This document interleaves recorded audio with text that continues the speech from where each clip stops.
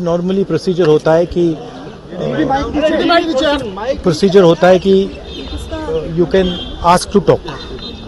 तो I had asked to be allowed to make a statement कि मैं statement जो देश में सिचुएशन है एलपीजी की, गैस की, जो तेल की सिचुएशन है, और ये अभी शुरुआत है, तो इसके बारे में मैं बोलना चाह रहा था. बट कोई नया प्रोसीजर चालू हुआ है कि मंत्री पहले डिसाइड करेगा, फिर मैं बोलूँगा, फिर मंत्री रिप्लाई करेगा.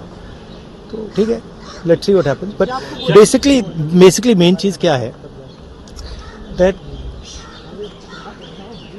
gas is going to be a problem,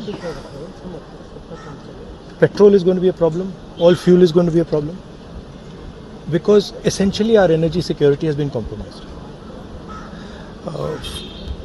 Flawed foreign policy has created this problem. Now it doesn't matter. अभी क्या करना है, अभी प्रिपेयर करना है. अभी आपके पास थोड़ा सा टाइम है,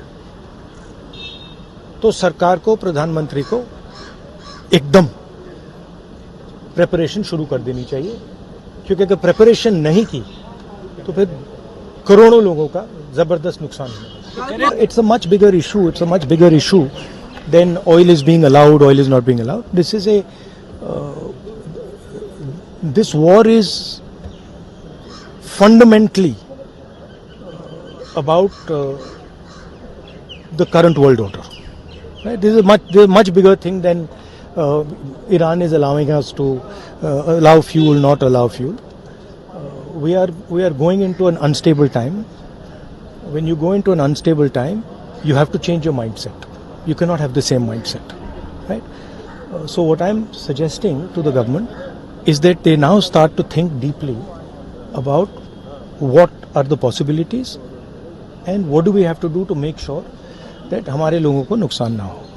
I'm not making any political statement. I'm just saying that I can see that a big problem is coming, right? And सुनिए, और अगर ये ईरान के लेवल पे अभी रिजॉल्व हो जाए, तब भी ये प्रॉब्लम नहीं जा रहा है, क्योंकि दुनिया बदल रही है, स्ट्रक्चर बदल रहा है.